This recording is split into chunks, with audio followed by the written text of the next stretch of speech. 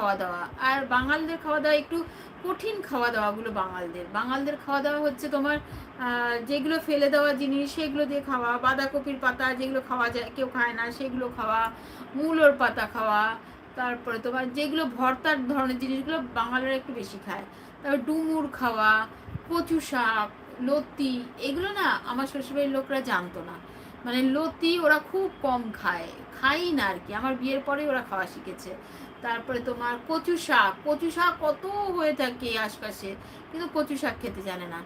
তো আমি যাওয়ার পরেই এগুলো তারপর মানকচুর কাঁচা কচু বাটা, তারপরে মানকচুর পাতা বাটা, তো এইগুলো জানতো না। তো এই শ্বশুরবাড়িতে তাই আর কি এইগুলো যে যাওয়ার পরে আমি রান্না করে খাওয়া শিখিয়েছি, এখন সবাই খায়।